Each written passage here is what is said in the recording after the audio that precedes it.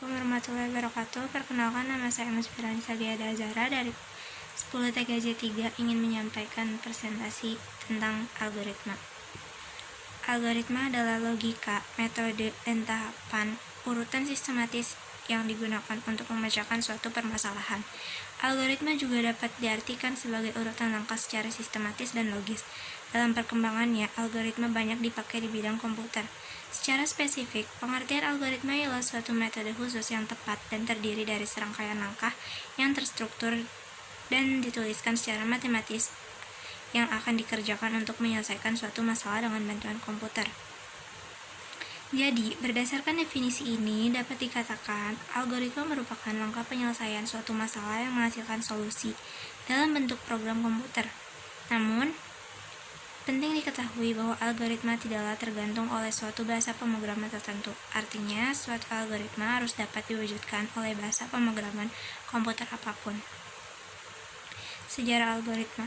Kata algoritma berasal dari latinisasi nama seorang ahli matematika dari Uzbekistan, Al-Khwarizmi, hidup sekitar abad ke-9, sebagaimana tercantum pada terjemahan karyanya dalam bahasa Latin dari abad ke-12, Algorithmi de Numero Indorum.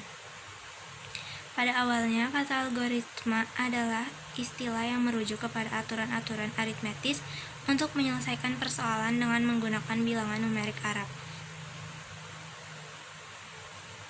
Ciri-ciri algoritma. Ciri-ciri algoritma adalah 1.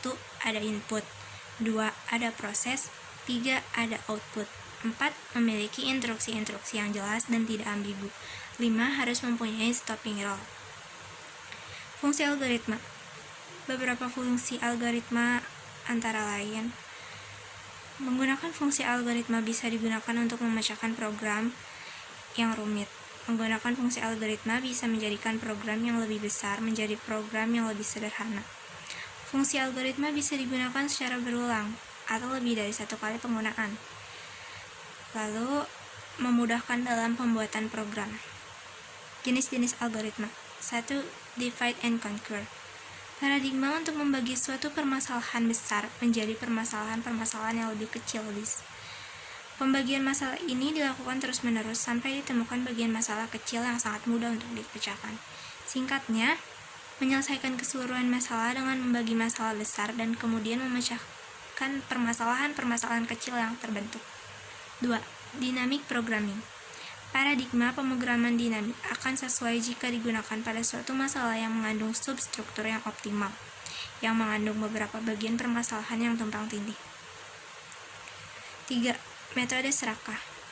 Sebuah algoritma serakah mirip dengan sebuah pemrograman dinamik. Bedanya, jawaban dari sebuah masalah tidak perlu diketahui dalam setiap tahap. 4. Flowchart.